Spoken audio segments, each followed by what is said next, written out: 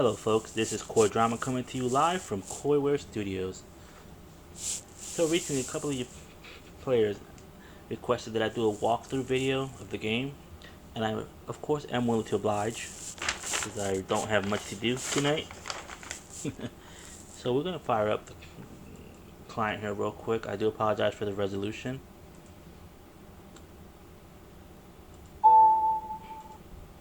Alright, I agree, let me in.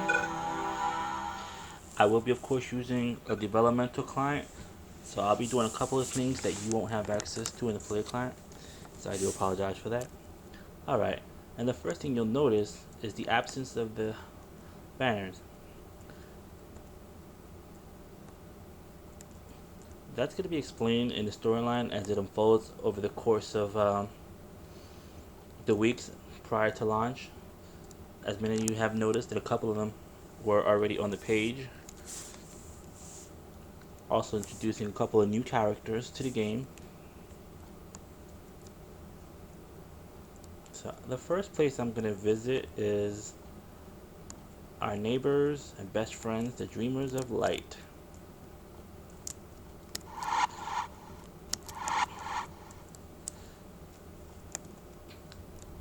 As you can see, a lot of things have remained the same with this house. A lot of you thought this house was gone.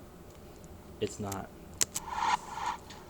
So we're definitely going to have us some fun.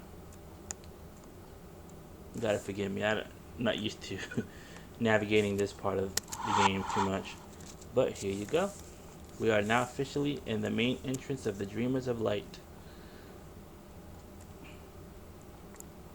Ta-da.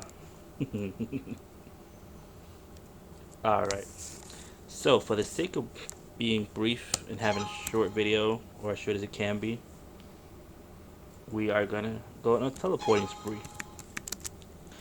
On the first stop, I believe, is going to be the Union of the Covenant. Ah, yes. Now this house has undergone a couple of level edits. This is going to be one of the more finalized ones, and we basically hope it doesn't get any more bizarre than it already is. Now for the sake of the older players, I am using a lot of the old terms. That doesn't mean that the game itself is going to have these terms, which it probably won't. We are going to be doing a couple of changes in moderation, and we're basically still deliberating names for these particular places. Alright.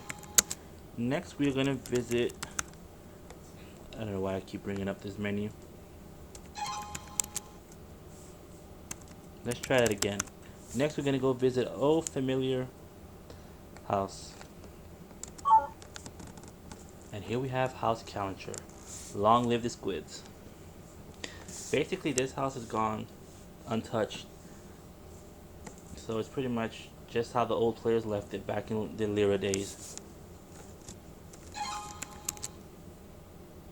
Next we're going to visit another favorite house. The Order of the Sable Moon, also known as the Emancipators of Men.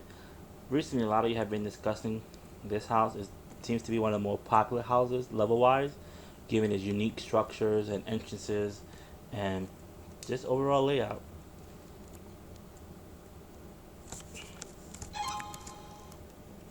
Alright. Next we're going to visit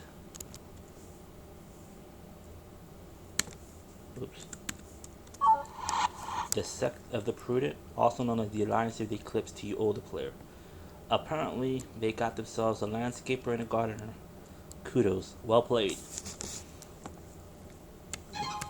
Alright. And of course we're going to visit another favorite, the Abandoned Nest, which is also known to the older players as the Gatherers of the Entranced. Now this particular level has undergone a couple of changes as well. Now this is the above ground version with both bridges intact. It only took them a couple of thousand years to figure out how to do the bridge. Hooray. This plane also has another version, which is an underground version. I am particularly a huge fan of that level, but this is basically the above ground level. Now we're gonna go to Another one of the strongholds in the desolate Shadowlands, also known to the older players as the Keepers of the Eternal Shadow.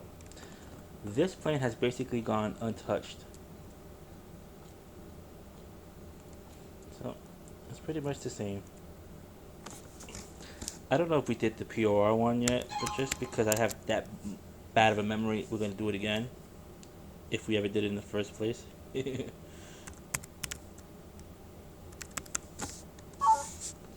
And this is, of course, the Protectors of the Radiance. Now, this plane hasn't undergone zero changes to the best of my knowledge. So everything is pretty much as you guys left it in Lyra days. So you Banishers got real lucky this time around. Alright, now we're going to go to a different level.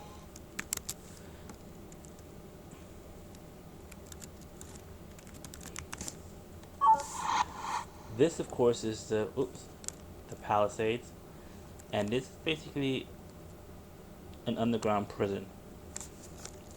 It comes equipped with a guillotine, gallows, and a fiery pit of death. I'm not going to venture too far into it. I don't want to ruin the surprises for the older players and other players who have not seen the whole level yet.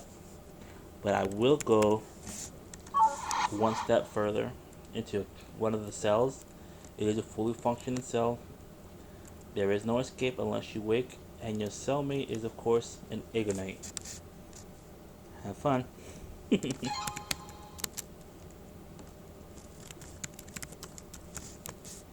Alright, and for you teachers, you get your own level. Again, I'm not going to go too far into the whole level, but each focus will get their own room. Apprentices get their own room. So it's going to be a lot of fun this time around. The next level that I'm going to show you is one of my favorite ones, even though I just recently found it. Let's see if I got that right. Yep. Now, as you can see, this is one huge labyrinth, maze, whatever you want to call it. And it's pretty big. Like I said, it takes a while to get used to. One of the GMs said it basically takes about 5 minutes to navigate it. Maybe longer, maybe shorter. It depends on how good your sense of direction is.